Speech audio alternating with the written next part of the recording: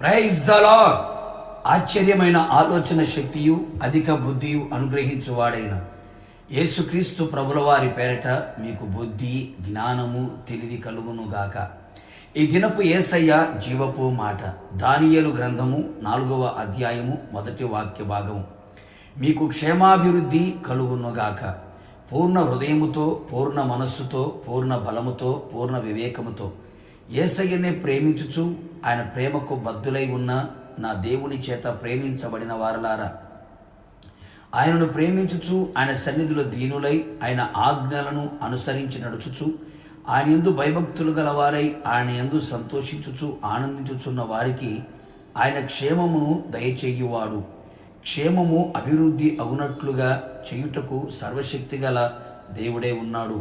నిజమే నా దేవుని ప్రియులారా, ఎటు చూచినా క్షేమము లేనివారై క్షామము కలిగిన వారై నడిపించబడుచున్నారు. క్షామము చేత దుఃఖము, వేదన, బాధపడుచు కృంగిపోవుచున్నారు, నాశనమగుచున్నారు. తన ప్రజల యందు ఆసక్తి గల దేవుడు మన ప్రాణమునకు క్షేమమును విస్తరింప చేయాలని ఆశిస్తూ ఉన్నాడు. మనము బహుక్షేమము గలవారమై బ్రతుకున్నట్లు కృపదయ చేయుచున్నాడు. కృపాక్షేమములను మన వెంట ఉంచి మన నడిపించబోచున్నాడు. మనము ఉంటున్న నివాసము క్షేమ నివాసముగా చేయును. అవును, ఇంటి వస్తువులు లెక్క చూడగా ఏది పోగొట్టుకొనకుండా ఉండునట్లుగా చేయును. అవును ప్రియులారా, మనలో ఉన్న సంతోషం, సమాధానం, నెమ్మది, శాంతి, ఆరోగ్యం, ఆత్మానందం, ఆర్థిక పరిస్థితులు, ఐక్యత, ప్రేమ ఏదియూ పోగొట్టుకొనకుండా దేవుడు క్షేమమును అనుగ్రహించి ఇందులో అభివృద్ధి కలుగు చెయ్యునుగాక. మన బ్రతుకు దినములు క్షేమముతో వెలబుచ్చున్నట్లుగా తన కృపను మన ఎడల కనబరుచునుగాక. మనం క్షేమాభివృద్ధి కలుగునట్లుగా కృప అనుగ్రహించగల సర్వశక్తి గల దేవుడే ఉన్నాడని విశ్వసించి ప్రార్థించదము. ప్రతిఫలములను అనుభవించదము. పరిశుద్ధాత్మ ద్వారా మనలో దేవుని ప్రేమ కుమ్మరించబడగా ఆ ప్రేమ మనలో క్షేమాభివృద్ధి కలుగు చెయ్యును.